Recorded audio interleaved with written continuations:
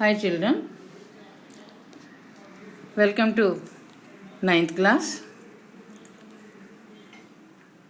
First let me introduce myself. I am P. Lashmi, handling your social classes online. And today I am going to start the first lesson in geography. And the first lesson in geography is our earth. We live on this earth along with many other living beings, animals, microorganisms, etc. And because we are living on this earth, we are trying to make it a better place with all our innovative ideas so that we can live more and more comfortably. And for this, we are exploiting the earth, its resources, destroying the forests, polluting the rivers, and whatnot. We have been doing all this because in the beginning we felt that the earth is only a storehouse of all the resources we need and we can extract as much as we need for our comforts. Of course, some people even today believe like that and they are continuously exploiting the earth's resources. But in recent times we have realized our mistake. Our reckless exploitation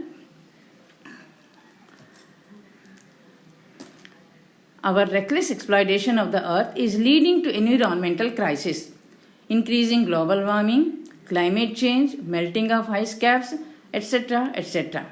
So, now in this lesson and the subsequent 3 or 4 chapters, we are going to study about our earth in brief and more importantly, how soil, minerals, forests, animals and human beings interact with each other and change each other. Now first we will start with the universe. We can see the sun, the moon, the stars and many other planets moving across the sky.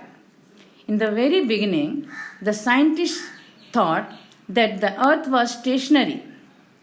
The sun and all the other planets revolved round it.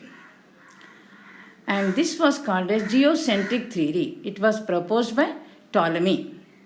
Geocentric theory was proposed by Ptolemy and this theory says that the earth is the center of the universe and the sun and all the other planets revolve around it. And about 500 years ago, heliocentric theory was proposed by Copernicus.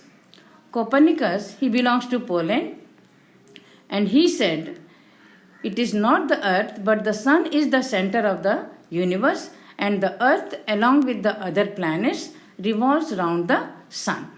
This is heliocentric theory. Now stars. Large groups of stars are galaxies. There are millions of such galaxies in the universe. And this universe itself started 13.7 billion years ago with a Big Bang theory. And you might have learned about this Big Bang theory in your physics subject. And within this universe, galaxies were formed, stars were formed, and these astronomical changes take place over thousands and even millions of years. Thus we can see that the sun and the earth on which we live are part of a much larger universe. Now, let us study Earth as a planetary body. As we know, the Earth and all the other planets revolve around the Sun. And the fixed path along which the Earth revolves around the Sun is called orbit. This orbit is on a uniform plane which is called the plane of the orbit.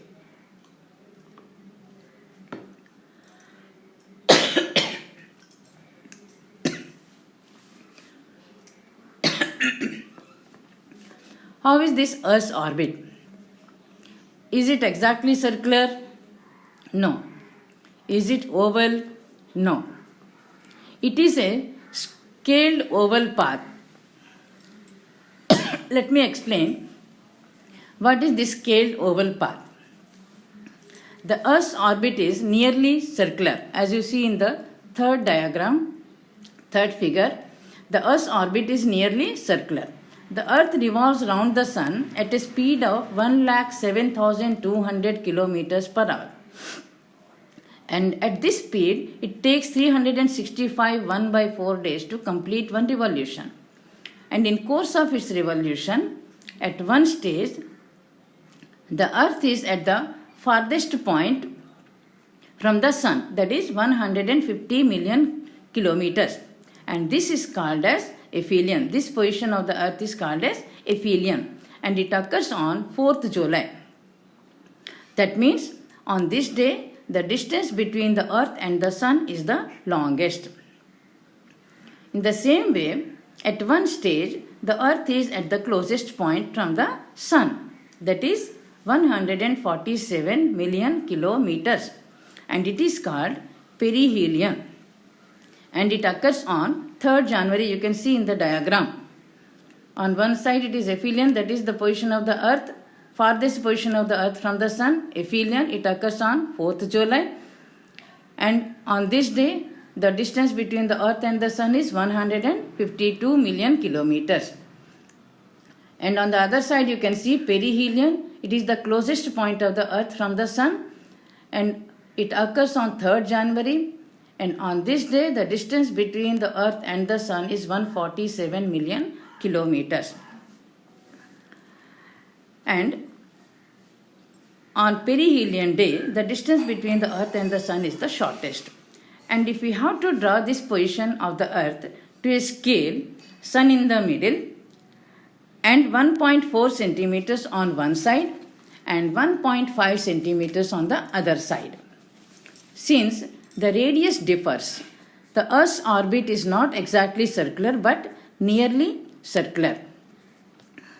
The Earth rotates on its own axis, and due to this rotation, as you already know, you might have learnt in lower classes, days and nights are caused due to the Earth's rotation. And while rotating on its own axis, the Earth revolves around the Sun.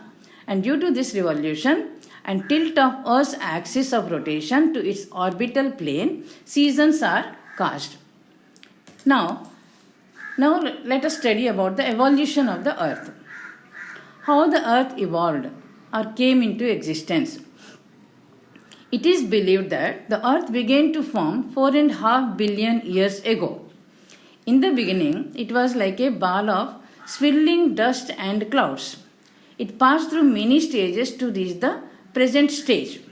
In the beginning, it was very hot, and it was continuously bombarded by massive rocks and other materials from the space. And due to this continuous bombarding, the Earth grew bigger and bigger in size. At that time, the Earth was very hot, and so it was in molten stage, that means in hot liquid form. Here, let me give a small example. If we make any soup or sambar, of course you might have seen your mother cooking it, you might have observed that all the heavy particles go down and settle there, and lighter particles come to the surface. And in the same way, all the heavier substances went down because the Earth was in a molten stage, it was in liquid form. All the heavier substances went down and settled there and formed the core part of the Earth. And all the lighter particles came to the surface and formed the Earth's crust after cooling down for several years. And now we are living on this crust part of the Earth. So this is how the Earth came into existence. It took many years for the Earth's interior to cool down. When it continued to cool down, it contracted. The outer crust, which is covering the Earth's interior, wrinkled. That means it developed wrinkles or folds and formed into mountains. And the lower areas or basins, when they were filled with rainwater, they formed into oceans gradually. And this is how the mountains and the oceans came into existence. And in the beginning, the atmosphere of the Earth consisted of different kinds of gases. But it did not have oxygen, which we need to survive. and it took long time for oxygen, the air we breathe, to develop on the Earth's surface. Now, we are going to learn about the internal structure of the Earth. Children, look at the diagram now. As you can see in the picture, the Earth has three layers. The outermost layer is crust, below it the middle layer is mantle, and the third and the innermost layer is core. And this core is again divided into two sublayers, that is outer core and inner core. Now let us see the composition of these three layers one after the other. The first one is Earth's crust. The part of the earth on which we live is called as crust, and it goes up to a depth of 30 to 100 kilometers. That means its thickness is 30 to 100 kilometers. It mostly consists of various kinds of rocks, because on this crust part of the earth where we are living, we can see rocks, stones, mountains, hills, all these are found on this crust part of the earth only. So it mostly consists of various kinds of rocks. And the second layer is mantle. Its thickness is 2900 kilometers. That means it goes up to a depth of 2900 kilometers. It mainly contains chemicals called silicates. And this layer is pliable. Pliable means movable. Over this pliable layer mantle, the Earth's crust floats. We are living on the Earth's crust, and this Earth's crust floats on the mantle because it is a movable layer, pliable layer. Now the third one is core, Earth's core. Its thickness is 2900 kilometers to 6376 kilometers. It contains iron and nickel, and it is again divided into two sublayers. One is outer core. Its thickness is 2900 kilometers to 5100 kilometers. And this layer contains nickel and iron. And the other one is inner core. Its thickness is 5100 to 6376 kilometers. And this layer is mainly made up of iron compounds and heavy substances like gold.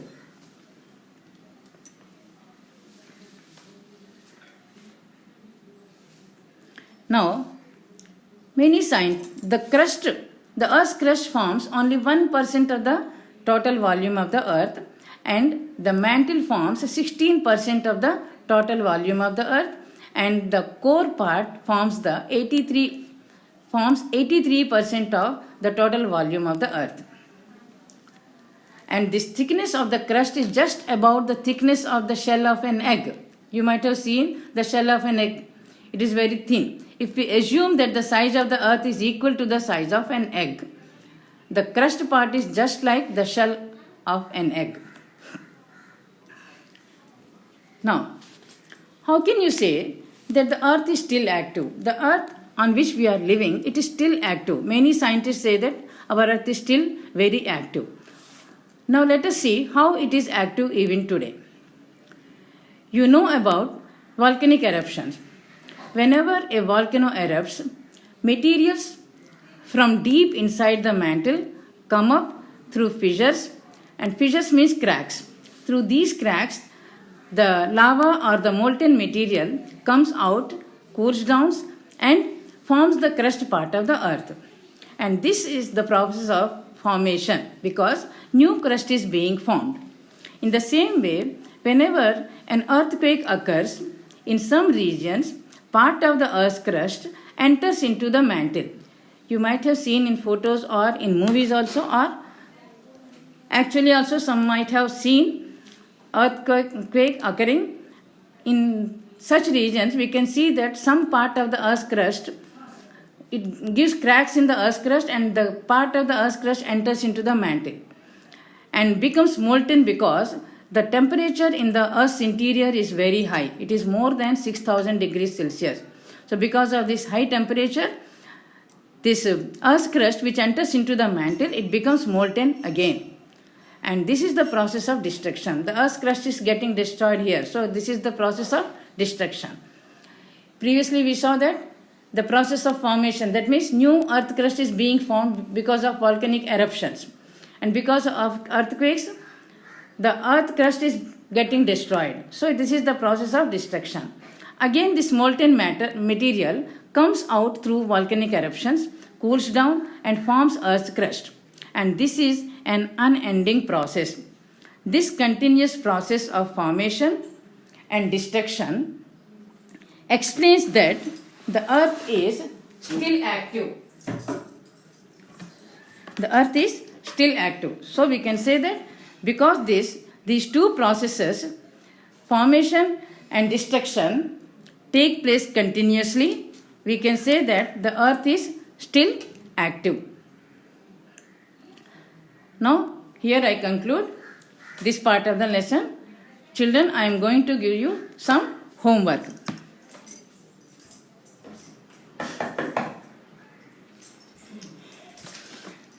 Some homework. Now see, read the part of the lesson underlining the important points with pencil. Learn and write question answers 1 to 5, 9, 10, 11, 12, 13, 14 and 16 without seeing in your notebook. Children, please see that you write these answers without seeing only. First learn it, read it 2 or 3 times, and when you feel that you got the essence of the answer, you try to write it without seeing, because then only the purpose of giving homework will be served. You have to maintain 200 pages white notebook for social, and from front social 1, that is geography and economics, and from back social 2, that is history and civics. So the rest part of the lesson will be continued in next video.